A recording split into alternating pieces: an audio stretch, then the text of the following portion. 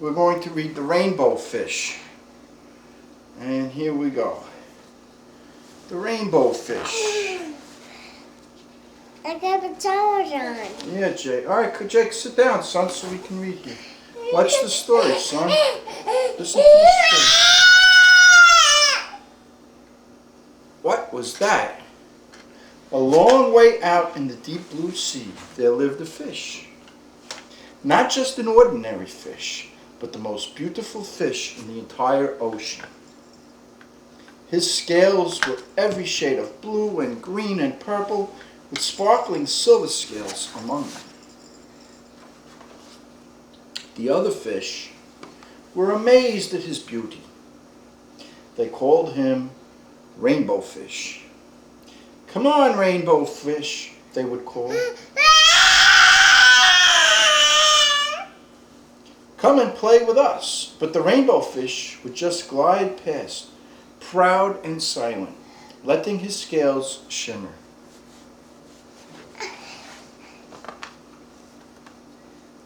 One day, a little blue fish followed after him. "Rainbow Fish," What's that? he called. "That's the water, Jacob. No, what's that? That's blue water. No. Then what's that? This is part of the waters. These are rocks, Jake. All right? Now what's this? That's part of the water, son." He called, "Wait for me. Please give me one of your shiny scales. They are oh so wonderful. And you have so many." Let's see. Let's see. Okay, you want me to give you one of my scales? "Who do you think you are?" cried the Rainbow Fish. "Get away from me." Shocked, the little blue fish swam away. He was so upset. He told all his friends what had happened. From then on, no one would have anything to do with the Rainbow Fish. They turned away when he swam by. What good were the dazzling, shimmering scales with no one to admire them? Now he was the loneliest fish in the entire ocean. One day he poured out his troubles to the starfish. I really am beautiful. Why doesn't What's that? anybody like me?" "What, Jake?"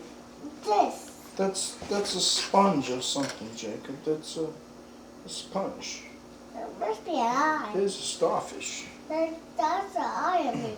Oh, that little eye. Yeah, that might be an eye.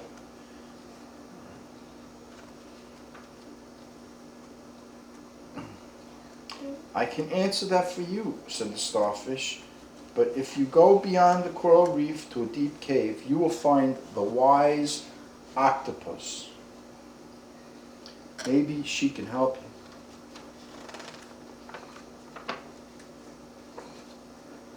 The Rainbow Fish found the cave. It was very dark inside, and he couldn't see anything.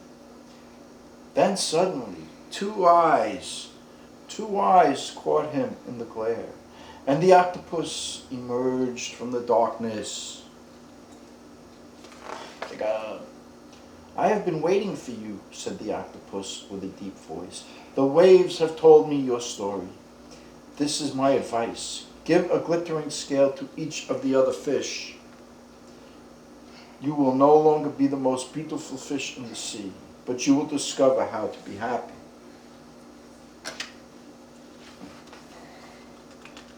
What's that? That's the water, Jake. No, what's this? That's water too. No, that's an octopus. There's the octopus, if you say so. "I can't," the Rainbow Fish started to say, but the octopus had already disappeared into a dark cloud of ink.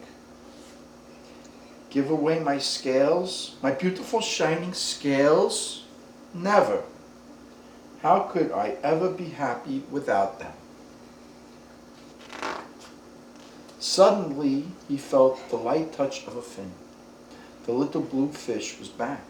"Rainbow Fish, please don't be angry. I just want one little scale." The Rainbow Fish wavered. "Only one very, very small, shimmery scale." She's silly.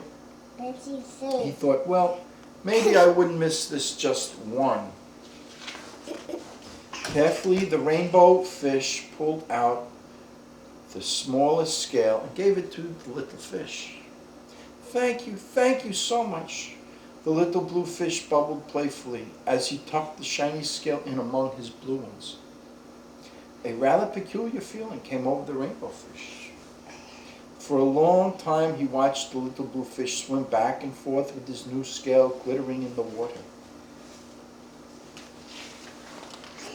The little blue fish whizzed through the ocean with his scale flashing, so it didn't take long before the rainbow fish was surrounded by the other fish.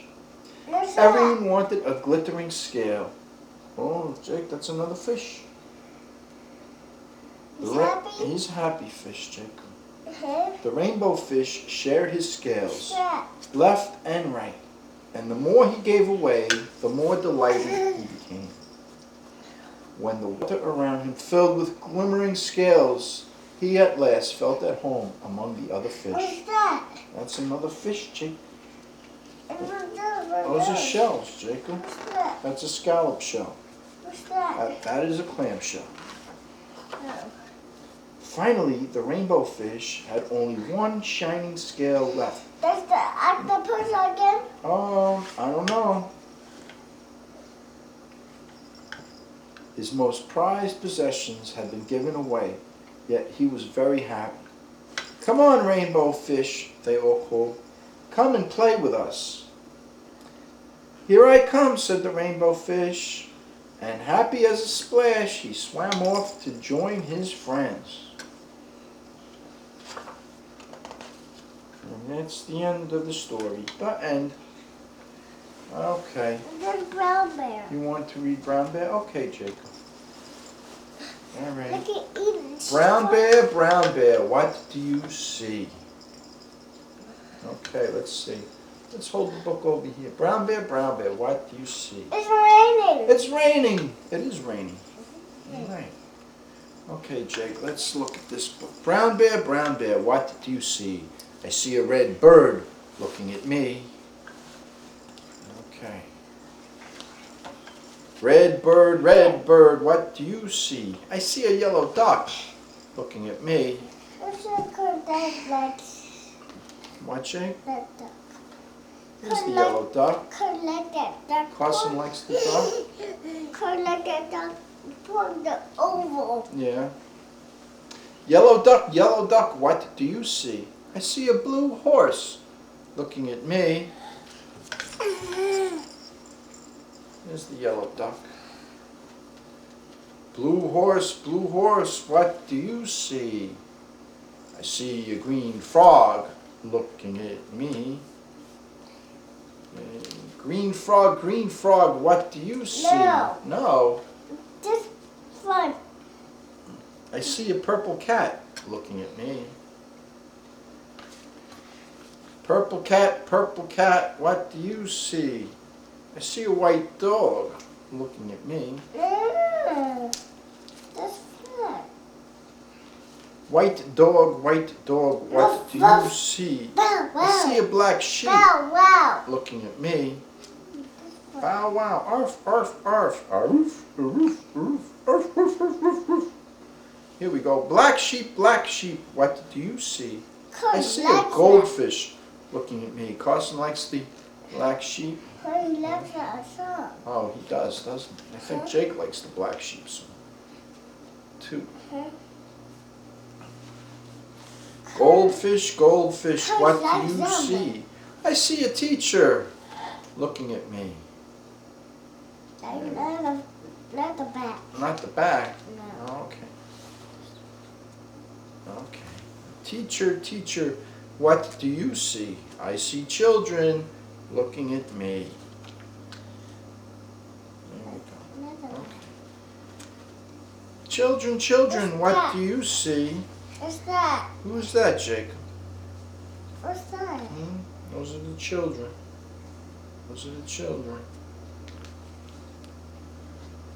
We see a brown bear, a red bird, a yellow duck, a blue horse, a green frog, a black sheep, a purple cat, a white dog, a goldfish, and the teacher looking at us. That's what we say. How The about, end. how about The three billy goats gruff. go Three billy goats gruff. to Billy go go. Once upon a time, there were three billy goats, and they were all called Gruff. There was a big billy goat Gruff, a middle billy goat Gruff, and a little billy goat Gruff.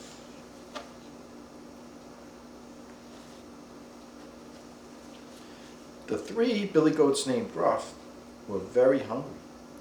They longed to travel up the mountains to eat the sweet green grass. But to get to the mountains, the billy goats had to cross a rushing river. They had to cross a rushing river. There was only one bridge across the river, and under the bridge lived an ugly old troll. He was very mean. If anyone tried to cross his bridge, he gobbled them up. Gobble them up. That's an ugly old troll if I ever saw one. Okay. First, the littlest billy goat Gruff stepped onto the bridge. Trip, trap, went his hooves. Who's that tripping over my bridge? Roared the troll. It is only I, the littlest billy goat Gruff. I wanted to cross the bridge so that I can eat the sweet green grass on the mountain. Never, shouted the troll. I'm coming up there to gobble you up.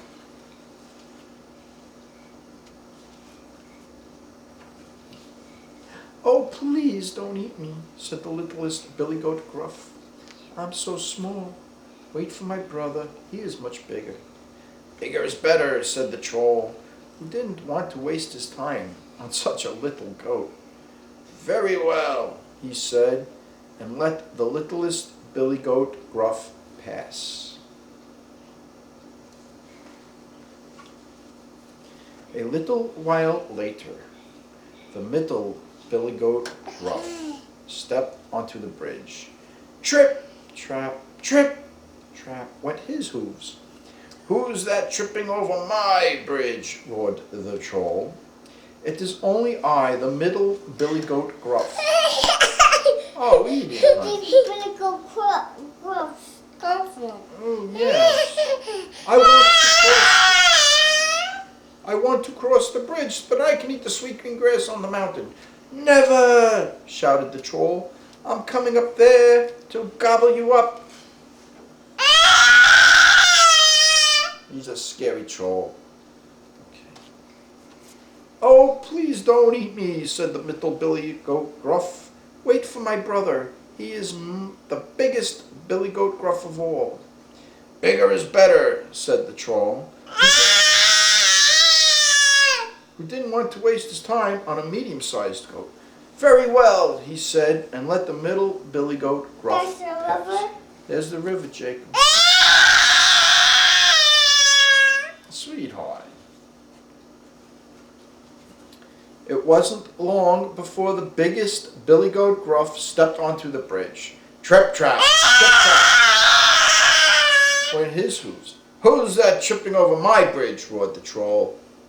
It is I, said a deep voice, the biggest billy goat Gruff. I want to cross the bridge so I can eat the sweet green grass on the mountain. Never, shouted the troll. I'm coming up there to gobble you up. Hi, Daddy. Hi, Jacob.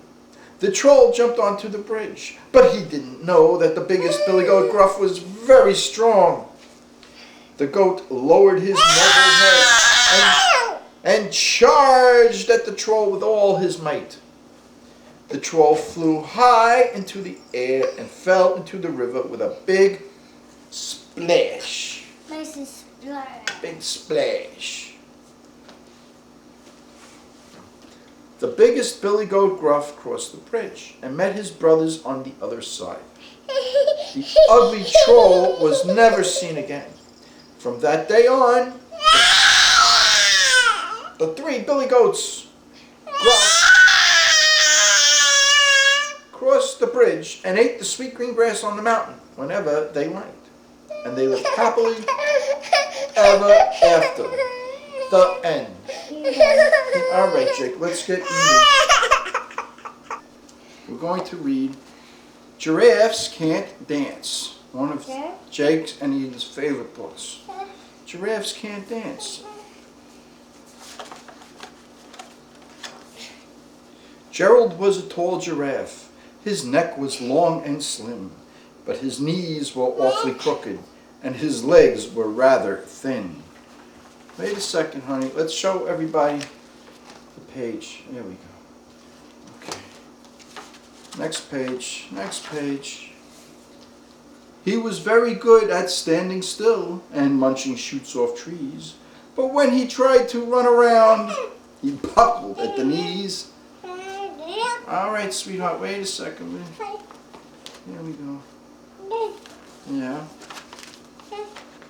Okay, honey. He buckled at the knees. Now every year in Africa, they hold the jungle dance, where every single animal turns up to skip and prance. The lions, Jake. That's the Simba, yes. And this year when the day arrived, poor Gerald felt so sad. Oh my goodness, because when it came to dancing, it was really very bad. All right, honey. We'll turn the page now, sweetheart.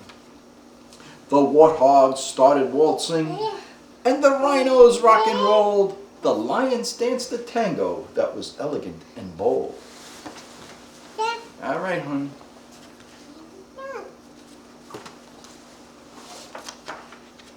The chimps all did a cha-cha with a very Latin feel, and 8 baboons teamed up for a splendid Scottish reel. Gerald swallowed bravely as he walked toward the floor, but the lions saw him coming, and they soon began to roar. Hey, look at clumsy Gerald, the animals all sneered. Giraffes can't dance, you silly fool. Oh, Gerald, you are so weird. There's a hippopotamus, Jacob. Oh. A hippopotamus. Okay. Right? Yes, Jacob? Look at his teeth. His teeth, he's got big teeth, that hippo. Gerald simply froze up. He was rooted to the spot. They're right, he thought. I'm useless. Oh, I feel like such a clot. So he crept off from the dance floor and he started walking home. He never felt so sad before. So sad and all alone. Oh. She's pretty cute. Eden's pretty cute. Then he found a little clearing and he looked up at the sky. The moon can be so beautiful, he whispered with a sigh. Excuse me, coughed the cricket, who'd seen Gerald earlier on. But sometimes when you're different, you just need a different song.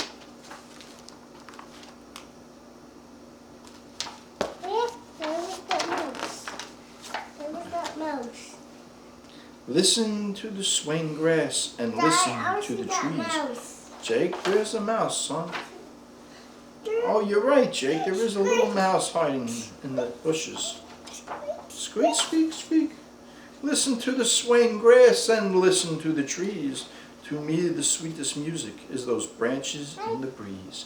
So imagine that a lovely moon is playing just for you. Everything makes music if you really want it to. There we go. Yes. Okay. With that, the cricket smiled and picked up his violin. Then Gerald felt his body do the most amazing thing. His hooves started to shuffle, making circles on the ground. His neck was gently swaying, and his tail was swishing round.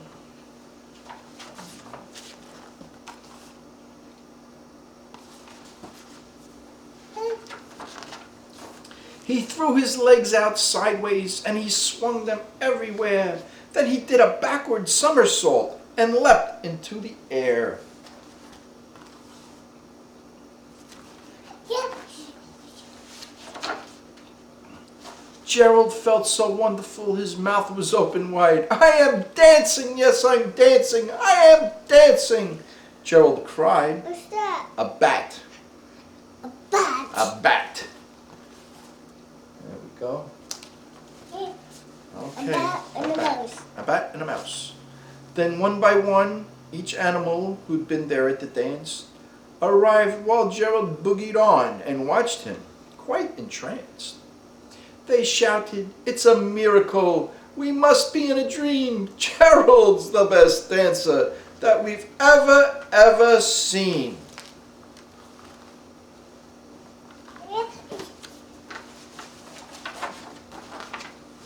How did you learn to dance like that? Please, Gerald, tell us how. But Gerald simply twirled around and finished with a bow. A bow. A bow. Bow wow. Bow wow. Oh, gee. Then he raised his head and looked up at the moon and the stars above. We all can dance, he said, when we find music that we love. The end. The end. There it is. The end. Okay, Gerald's over. One more story and then we'll take a break. Here is a book that we like to read sometimes at dinner, at the dinner table. It's called A Bear Hug. And let's begin. Little Bear is looking for something special. Is it up in that tree? No. No. We didn't get that far. Let's see. No, that's Sleepy Owl. Is it down in that hole? No. No, that's Rabbit. Is it behind those bushes? Look at that bee. There's a bee, yes. Buzz, buzz, buzz. Buzz, buzz, buzz. No, that's Baby Deer. That's baby number. What's that? Owl. Oh. Is it in this cave? No. Yes. Yes. That's right, Jacob.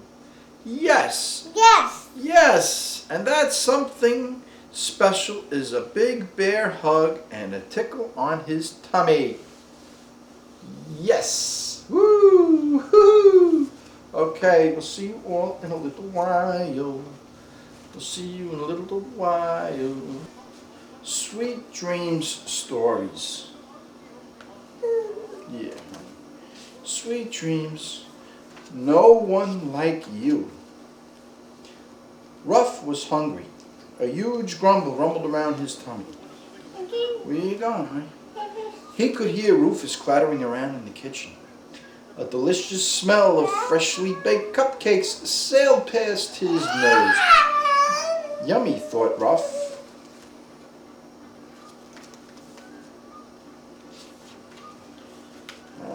Ruff skipped into the kitchen.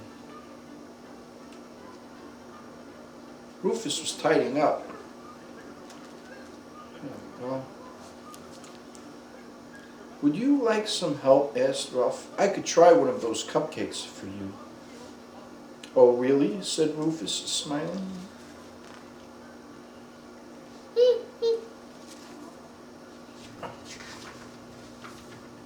No one makes cakes like you, said Ruff.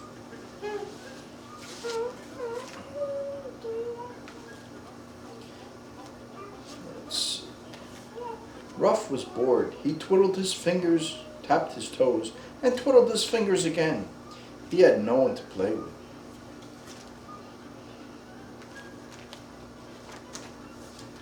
Later, Ruff tiptoed back into the living room.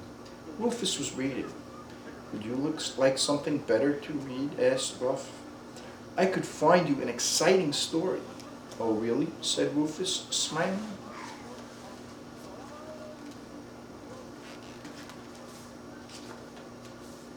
No one tells a story like you, said Ruff.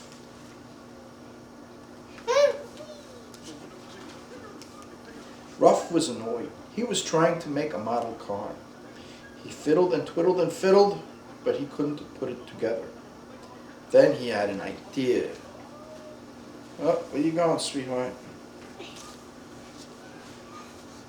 Ralph galloped out to the garden. Rufus was working. Would you look like something fun to do? Asked Ralph. I could let you help me with my model car. Oh, really? Said Rufus, smiling.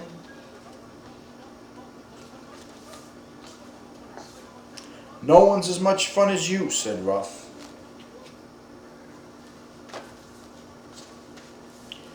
It was bedtime. Rufus tucked Ralph into bed. Ralph was feeling scared. He didn't like the shadows that flickered all around. It was very quiet.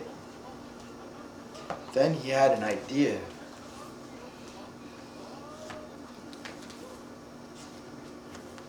Ralph crept out of his bedroom and into Rufus's room. Rufus was snoring loudly. It made Ralph giggle and woke Rufus up. Would you look like someone fun? Pardon me. Would you look like someone to cuddle? Asked Ralph. I'm very good at cuddling. Oh, really? Said Rufus, smiling.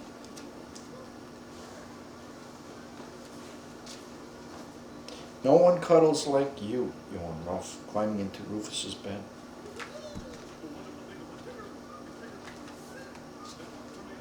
Oh, really? Said Rufus. Well, no one loves you as much as I do, because there's no one like you.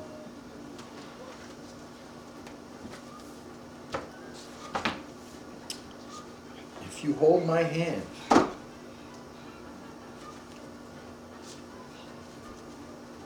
Oakie's mom opened the front door.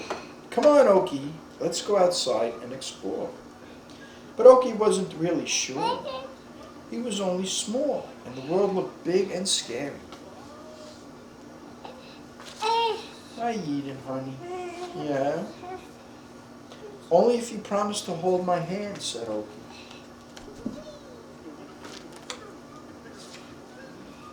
So Okie's mom led him down the long lane. Okie wished he was back at home again. This looks like a great place to play. Shall we take a look? What do you say? Asked Okie's mom.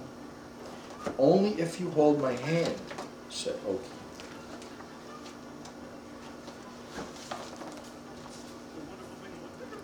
And Okie did it. Look at me, I can do it, he cried.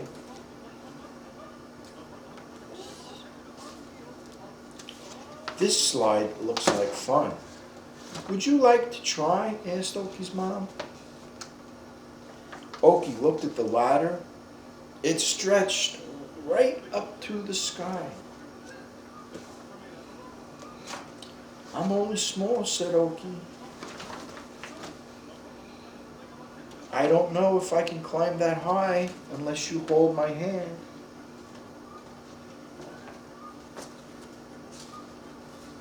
And Okie did it. Whee! Did you see me? He cried.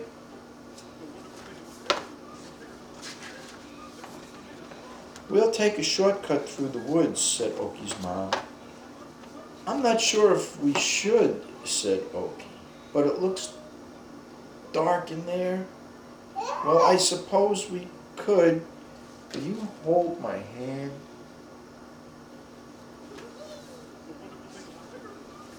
And Okie did it. Boo! I scared you, he cried. Hi, sweetie. Would you like to come back up here with Daddy? Oh, come here, honey. Come on. Come on. I've gotta. Here's Eden. Deep in the woods, Okie found a stream. Whoa, and there she goes. Shaded by beautiful tall trees. Stepping stones, look, said Okie's mom. Do you think you could jump across these? Maybe, said Okie. I just need you to hold my hand, please.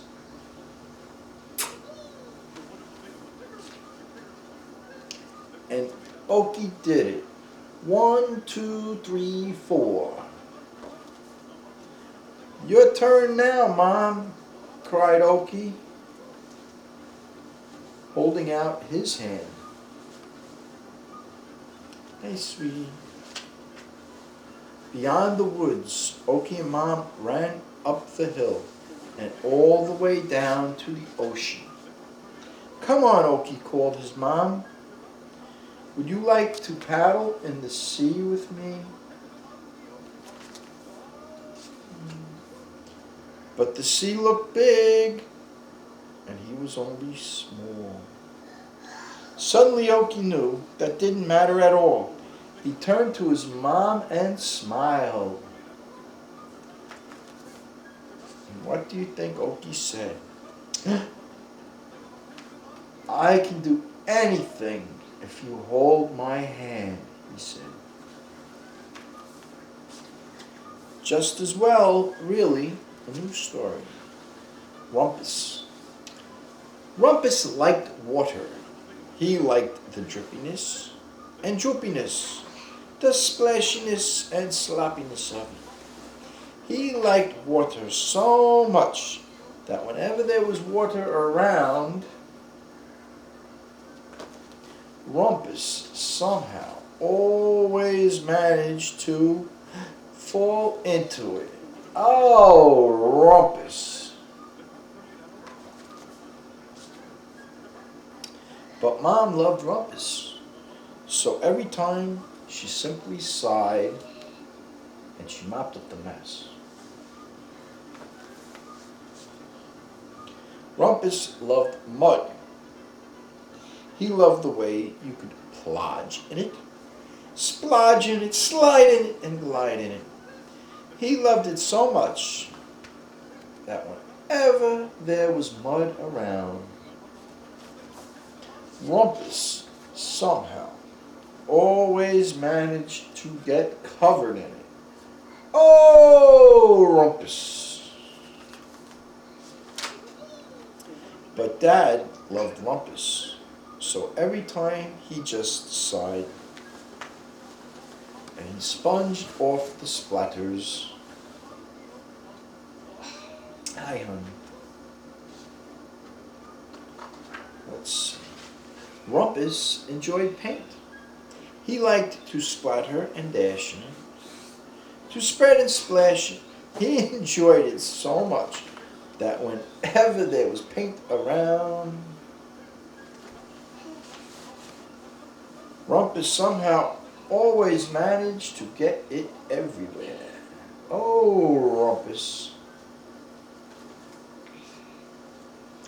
But Rumpus's brother loved him so, every time he just sighed and he cleaned himself up. There you go, honey. Rumpus liked to find out how things worked. He loved the prodding and probing, the wiggling and the jiggling, the unscrewing and the undoing. He loved it so much that whenever Rumpus was around,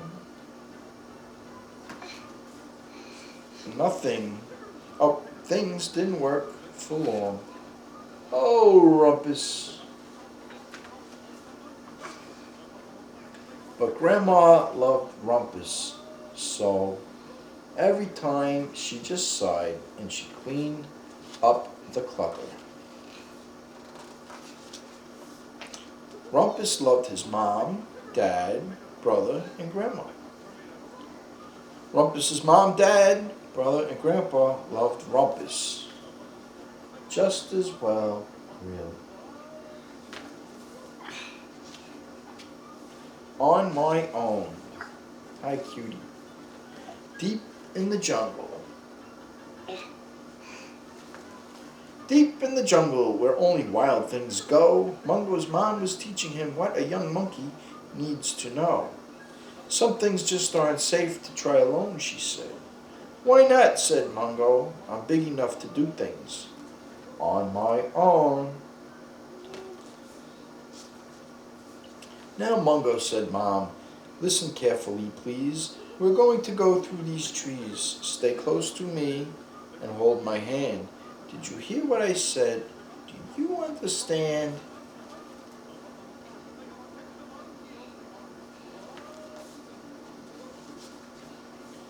It's okay, Mom. I won't slip or fall. I can swing across there with no trouble at all, said Mungo. I'm big enough to do it on my own. And off he swung.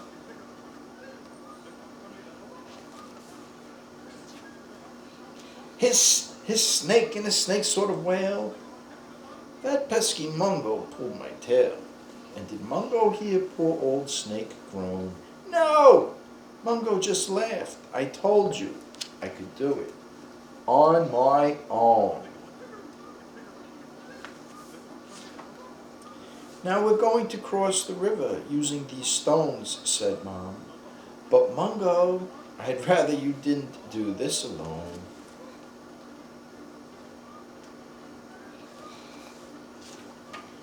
But Mom, said Mungo, and he ran on without stopping. I'm really good at jumping and hopping. I'm big enough to do it on my own.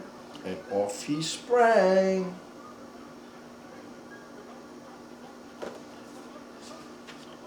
That Mungo trampled on my nose, said Croc. Next time I'll nibble off his toes. And did Mungo hear poor old Croc groan? No, Mungo just smiled. I told you I could do it on my own. Hey, cutie. Mungo, said Mom, with a serious look on her face. The jungle can be such a dangerous place. There are all sorts of corners for creatures to hide. So from now on, please stay by my side.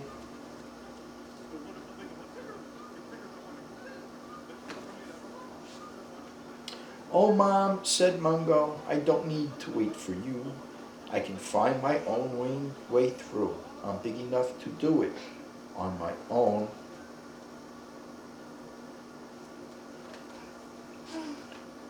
Lion rubbed the lump on his nose. Ouch! That Mungo's so careless, he said. And did Mungo hear poor old Lion groan? No! Mungo just grinned. I told you I could do it on my own.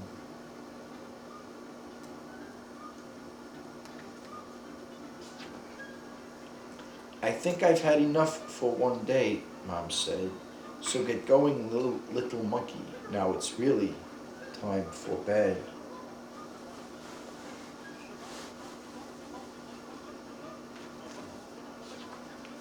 It was Mungo's turn to let out a groan. I don't want to go to bed on my own.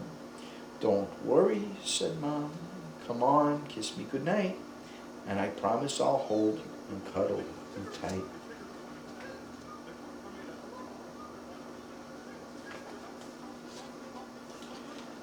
Lion roared. Is that Mungo still awake? Yes, snapped Crocodile. Let's help him go to sleep, hissed the snake. And into the velvety, starry sky drifted the sounds of a jungle lullaby. Eden, Eden, honey, where are you going? Oh, guess what I want? Guess what I want? This is a good story. Guess what I want, said Ruff to Rufus. Something from me, asked Rufus. Now let's see, what could it be? You've got to guess, said Ruff.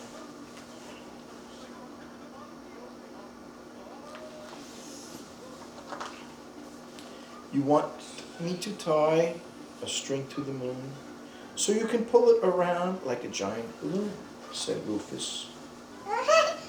Sweetheart, where are you going, honey? You want to get down? Come here. Yeah, come here. Oh, there we go. There you go, honey.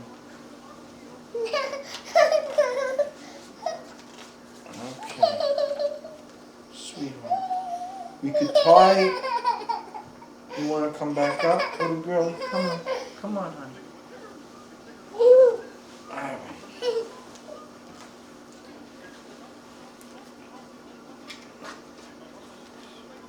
We could tie the moon to the post on your bed to shine through the night above your head. Okay. Would you really get me the moon? Asked Ruff.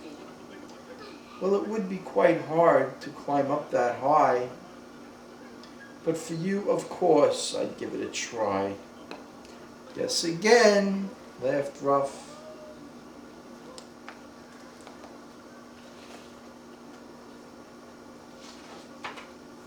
So you want me to catch a shining white star and capture its bright light for you in a jar? Said Rufus.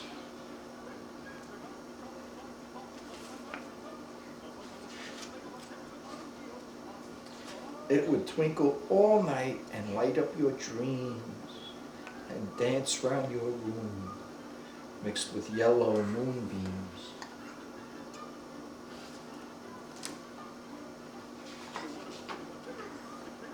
Would you really fetch me a star? Asked Ruff. Well, catching a star isn't easy to do, but I'd give it a try because I love you, said Rufus. Guess again, laughed Ruff.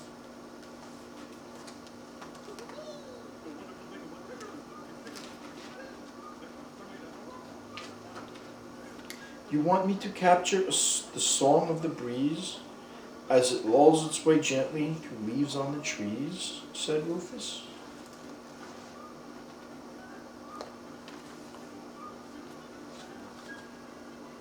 You're able to turn on the breeze's soft tune.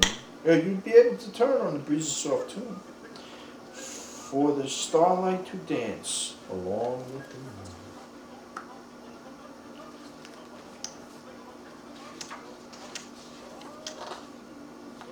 Would you really bring me the song of the breeze? Asked Ruff. Well, the breeze moves so fast, it isn't easy to do, but I'd find a way to do it for you, said Rufus.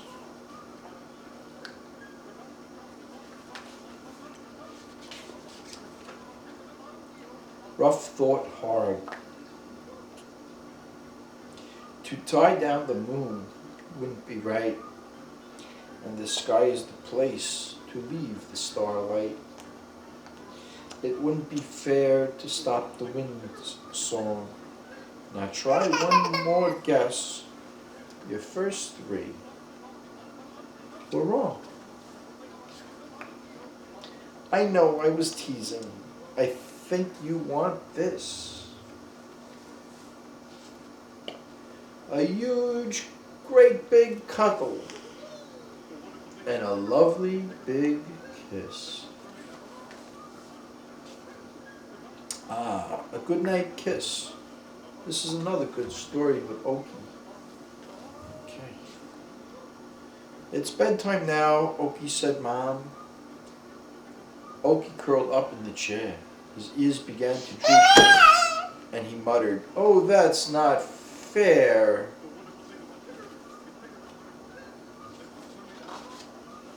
Have a drink first, smiled Mom. Then you must go. 5 minutes more, begged Okie. Mom answered no. Okie's ears drooped, and off he went. But he was back in a flash. Where's your drink? Asked Mom. You haven't been very long. You look scared, Okie. Is there something wrong? There's a monster in the kitchen with long white shaggy hair lurking in the corner behind the rocking chair, said Okie. Mom laughed. Oh, Okie, you've made a mistake.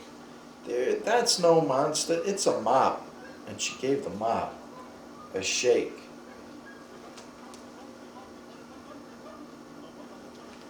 Okie's ears drooped, and off he went. But he was back in a flash. What's the matter? Asked Mom. There's a ghost in the hallway, hovering around. Look, there it is floating just above the ground. He wailed. Oh, Okie, you've made a mistake. That's no ghost. It's just an old coat hanging on the hook. Coats don't float, laughed Mom. Oki's ears drooped, and off he went. But he was back in a flash.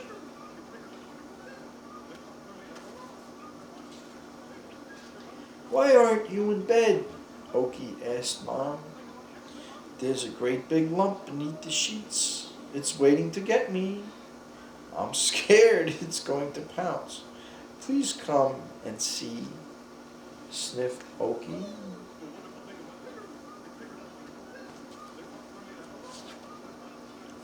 Oh, Oki, you've made a mistake. The only thing underneath the sheets is your old teddy bear, smiled Mom. Oki's ears drooped and he got back into bed, but he didn't close his eyes.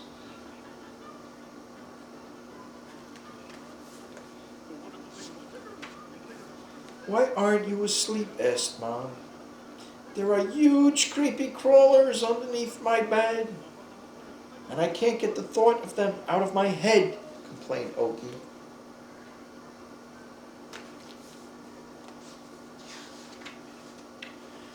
They're just your slippers, Oki, so there's no need to hide.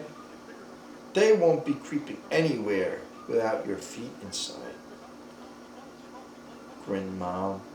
That's it now, Oki. Time to say goodnight. Mom turned and left the room, switching off the light.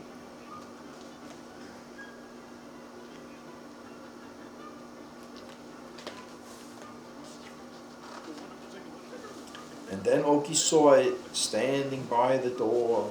The monster! It moved across the floor and walked straight towards him with its arms stretched out. Oki's mouth open, but he found he couldn't shout.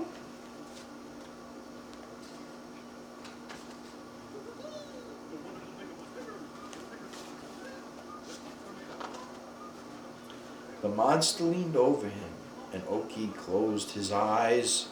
What happened next gave Oki an enormous surprise. The monster picked him up and cuddled him tight. Monsters just don't do that. This couldn't be right.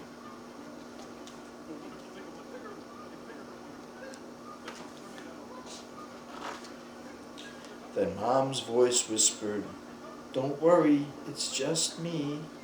When I said good night just now, I forgot to give you this." Then Monster Mom gave Oki a good night kiss.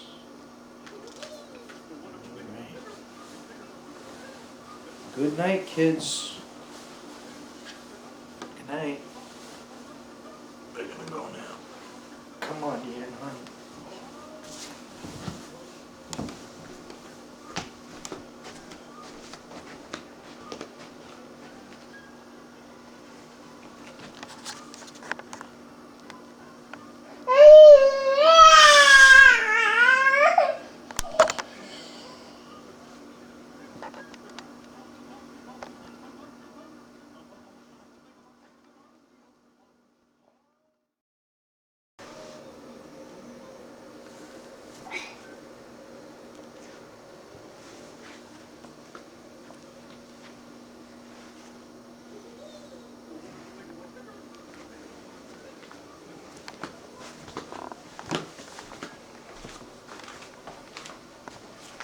Of course. Good night.